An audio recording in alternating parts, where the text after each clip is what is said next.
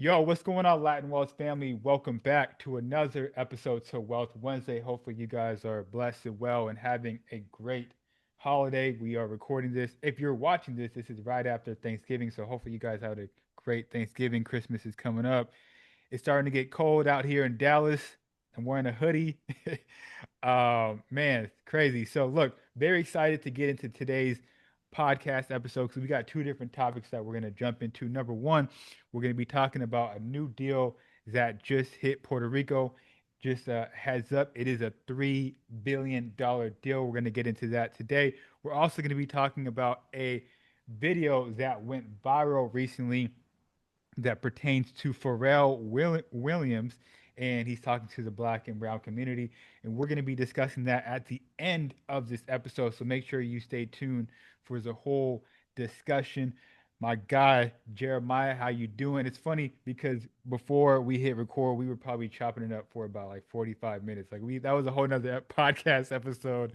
How you feeling today, bro? I'm doing good. We're gonna have to get into that podcast. That's a totally separate type of podcast. I don't know what we Man, would call it, but yeah.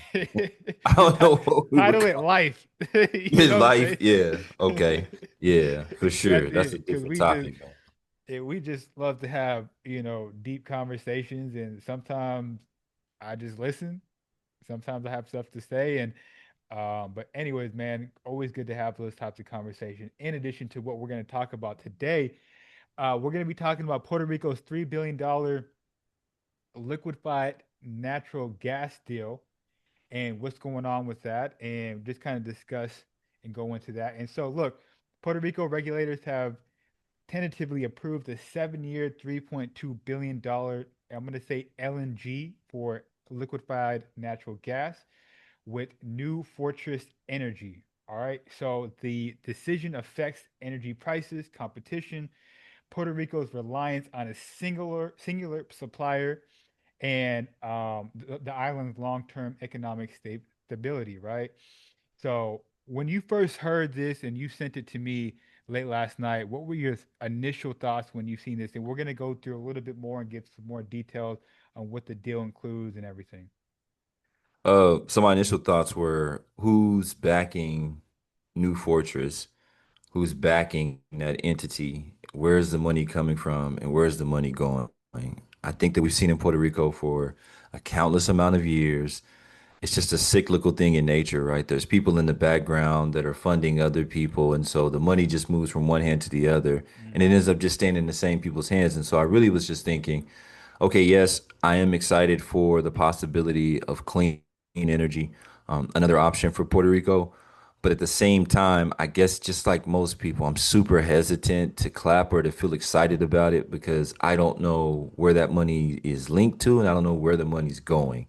So that was my first initial thought. Like, who are these people and who's backing them and what's happening here? No, that's good because, and that's a great initial thought to have because New Fortress has been under major financial pressure recently, right? Large debt load costs overturns its offshore facilities in Mexico. Hmm. Um, Multiple public warnings about possible bankruptcies. So it is very interesting to see like who is backing this, where's the money coming from. Um, yeah.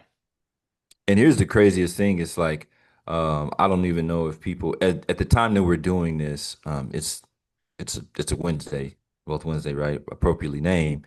But literally today, I don't even, Chris, I don't even know if you saw this, but New Fortress Energy, their stock soared 7.4% Yep. today. Because of this deal. So because of that deal, Hmm. right? And most people are sitting and thinking, well, I thought Puerto Rico was, it was trash and isn't that? No, there's a lot of great things that are happening in Puerto Rico. And I think that New Fortress's stock soared because of this deal, because there is a huge amount of opportunity with this deal. And I think he could kind of right the ship with them. And then the mandate in Puerto Rico by 2050 that basically, all manufactured generated energy, right, has to be of a clean source. It has to be renewable energy. It can't Hmm. be from the coal, right, the standard coal mine and stuff that we usually think about when we think of how power is generated. So it's almost like a law that's in place guaranteeing that this deal is successful as long as we have the proper people that are overseeing Yeah, it, right? That's always the that's issue in always the Puerto thing. Rico. That's always the thing. And maybe you can explain a little bit better than I can about what liquefied natural gas is. But from my understanding, it's cooled down to a liquefied form.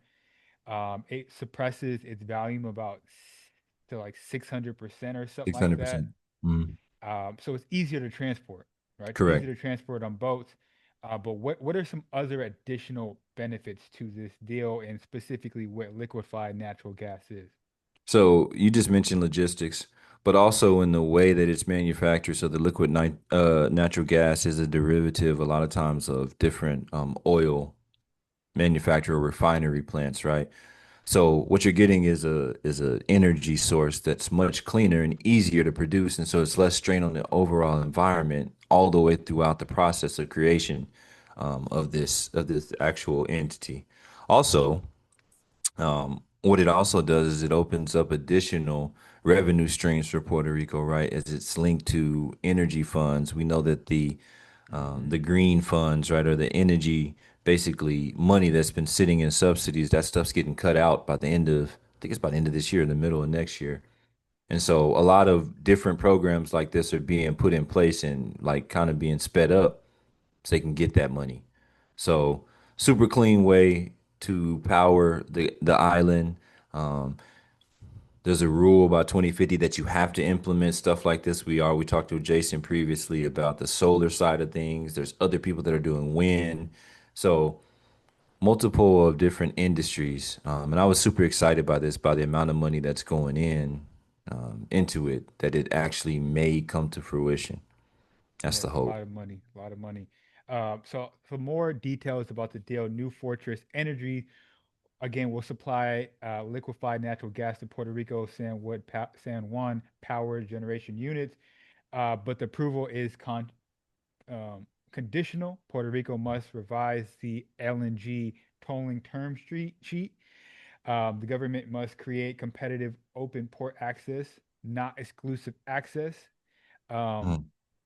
New Fortress Energy must secure a backup third party supplier in case they fail to deliver, as what Jeremiah referenced in the beginning. What are your as I read through that, what are your initial thoughts about the potential problem of a monopoly, right? With the monopoly, prices can drive up. If they fail to execute and deliver, lack of competition. Like, what are your thoughts on this as well? It just turns into what was the Puerto Rico power, right? Which turned into Luma, right? And so it just seems to be continuously converting. We got rid of the judges, right? The judicial, right? That whole group of people that were supposed to be overseeing the renewal and the Hmm. disbursement of money for the renewal of the Puerto Rican power grid. So what I see is it just changes hands again. That's why my initial thought was, where's the money coming from and where is it flowing? Because it just, I don't know. To me, it sounds like just another plan, right?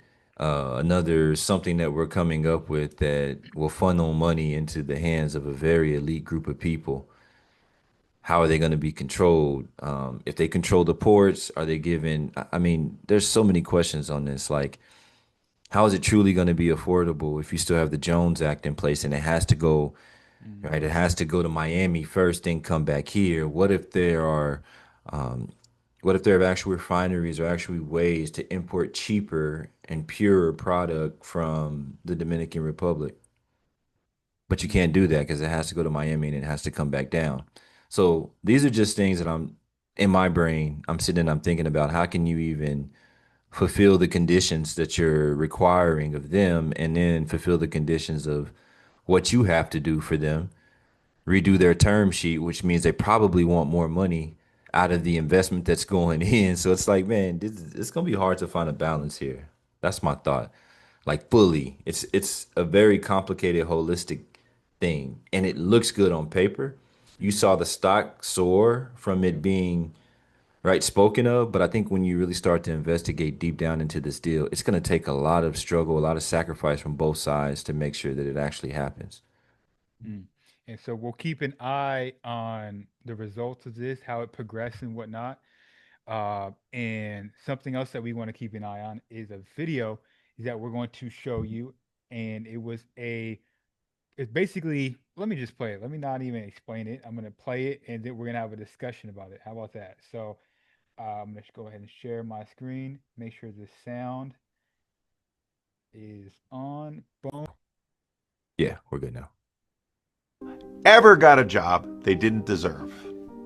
The music producer, Pharrell Williams, is being criticized right now on social media over some statements he made at a black business event, where he said that he hates politics and challenged diversity programs. Okay, so do you want the job because you're black or because you're the best? The ignorance of this statement is disappointing because Pharrell's question is what I call a false choice, something we see frequently, especially on social media, where nuance is often absent. Now, I must repeat another story about when the basketball coach at the University of Chicago explained to me and a group of parents of recruited athletes about their admission policies. He told us that the University of Chicago receives roughly 30,000 applications for admission each year. Of those 30,000, approximately 18,000 have the academic credentials to succeed at the university. But the university has space for only about 2,000 students. So the coach said, if your son is one of the 18,000 qualified applicants, I can get him admitted to the college. This is a perfect metaphor for how diversity programs work. The selection process for a job or a spot at a prestigious university starts with a pool of qualified applicants, and it's at that point that other criteria are considered. If there are 18,000 qualified applicants for 2,000 spots, non-academic factors not only should be considered, they must be considered. Does the applicant have unique talents? Do they bring life experiences that enrich the college experience for everyone? Or in the case of a company, does a potential employee have exceptional knowledge,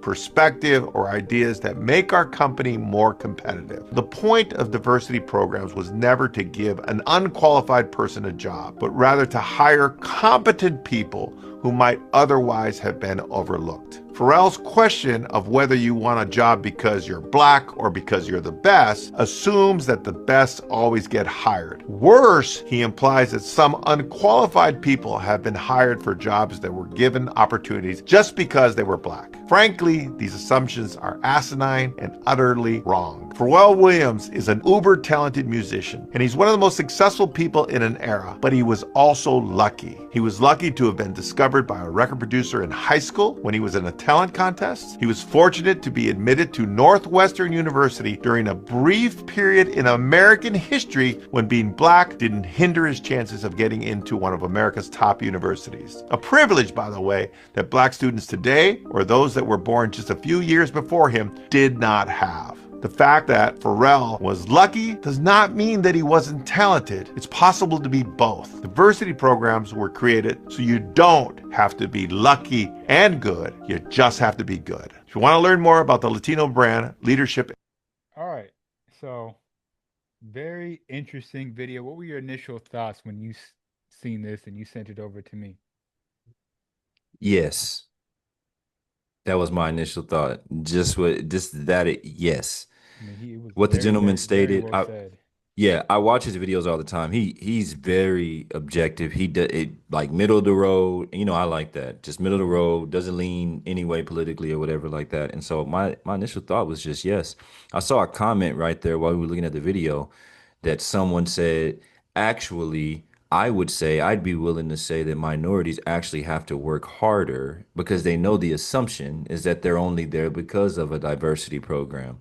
And I myself I'll state this as me coming from someone that, from working and going through college and things like that, not only in basketball, but also going through with the chemical engineering degree before finances, right? Finance was a piece of that, but by trade, I was a chemical engineer. And I'm going to tell you, you got to work hard because people will only think, like, I knew people thought I was just there because of basketball, Hmm. right? Like I knew they thought that. And so then when you go in and you perform at a very high level, still then you know what happened? I had a professor that actually asked me, who'd you cheat off of? Hmm. And so he told me, hey, you gotta take another test in my office hours. So I came and I did the office hours and killed the test or whatever. But that's the thought pattern. And so I say, based on that video, that is a factual statement. You have to understand that DEI, affirmative action, those things, they're pulling from qualified candidates. Mm, It isn't that they're getting black or brown people that are not qualified. You can't just get into these places. You can't just get into school. You can't just receive business funding if you weren't qualified. Like he said, that's it's a fact. set to make sure you don't have to be good and lucky. In most cases, in minority, brown, and black, we have to be great and lucky, not just good. We have to be great and lucky. And so he's saying, why is it not enough to just be great, to have great products, great services, right? That you're competent, you know how to eloquently speak with people, you know how to convey yourself. Why is that not enough? And so let me ask you this, and that was really well said. Where is this narrative that Pharrell's stated in the video? Where is that coming from? Because I've heard it all the time. You hear it all the time. Like, yo, I was just hired because I was Latino or I was black. Mhm. Where does that come from? I think that the gentleman spoke about it in the video. He said that it comes from a place of ambiguity, of being neutral, right? The neutrality phase or neutrality behavior that you see from successful people of color, from various minorities, when they get to a certain place with money, right, then they can become neutral. They're not a Republican, they're not a Democrat, right? They're not on either side. I'm just neutral and I don't have to, be in that world. And so I feel like a lot of that just comes from not wanting to be weighed down by either side or having to answer to anybody. You just kind of want to, and you probably have your own thoughts or opinions, but you're not going to state that publicly. Another example of this was Michael Jordan. Mm, Obviously, we know the famous conversation. There was a gentleman that was running for the state senate, the first black senator in North Carolina, and this was in the early 90s, and he was doing very well, but he needed that last little push. And so Michael Jordan's mom told him, hey, come and support this gentleman. And Michael Jordan said, and the guy was a Democrat. Michael Jordan said, Republicans buy Jordans too. mm, So what it was is right that neutral place, that neutrality. I feel like that's where Pharrell's coming from. You've gotten enough money to get to that place, but I also understand where he's coming from, where he's saying, "Well, don't you just want to be great? If you're telling people you don't want to be seen as black and great, then shouldn't we just be labeled as great?" And I think that I get what he's saying, but yeah. you don't get to that place if the playing field never encompasses true equity, Like right? he, Then you'll never yeah. get to that place. Are you saying like he almost forgot about, like he said in the video, and shout out to Gary Acosta. I'll Yeah, link his Instagram in the yeah. description of this podcast. But is he almost saying like, hey, Pharrell forgot about the luck that he got to get to where he's at? I don't think that he's saying that. I think that he's stating that Pharrell at this point in his life isn't Mm, putting two and two together. yeah. Pharrell knows where he came from. He know that he was lucky, right? Having the opportunity to be in the same high school with Timberland being mentored by Devontae from Jodeci, like all these things all just perfectly aligned to Hmm. make Pharrell, right?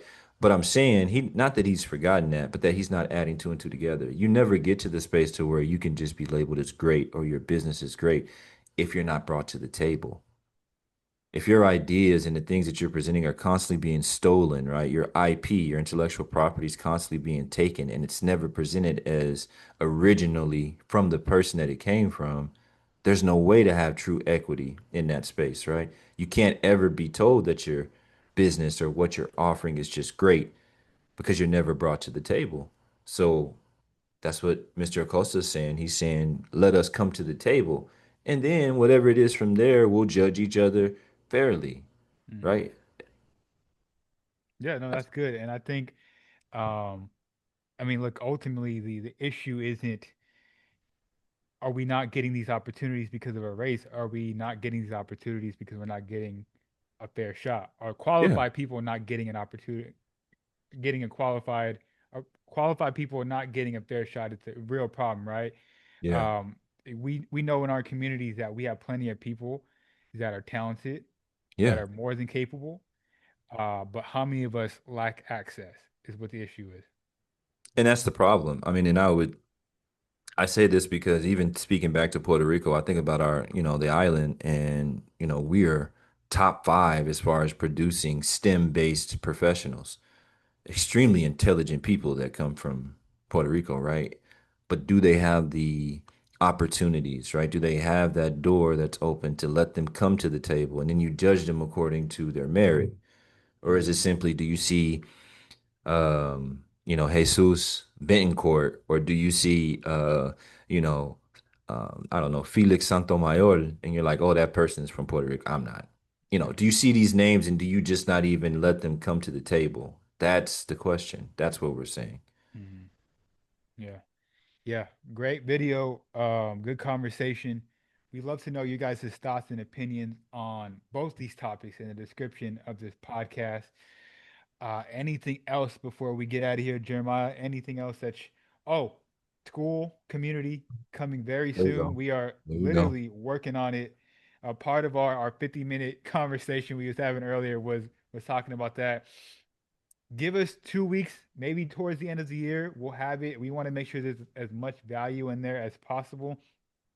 Again, if you guys are not familiar with what we're doing, we're looking to put together a community where you guys can come and learn about making money, building wealth, learning new skills, whether it's marketing, whether it's stock investing. We're going to have other people that we've had on the platform come in the community teach. And a big portion of it is also going to be we want to do a lot of stuff live. We want Yeah. to interact with people. We don't want just to be all just PDFs and courses and videos. We want to get in there and bridge the community, bring us together, and teach and lean on each other for information. That is the goal for this community that we are building. So stay tuned for that. Other than that, anything else, Jeremiah? No, looking forward to the support that we build inside the school community. When you guys get in there, you'll see that the way that we built it out is actually for you. It's to the extreme benefit. When we have that thing rolled out, I think it'll be unlike anything else that's out there in the marketplace. And that's just not me being biased. I really do believe that. I've seen quite a few school groups. So Yep, cool, looking cool. forward to it. With that being said, it's the Latin Wealth family. We'll catch you in the next one. Peace. Peace, guys.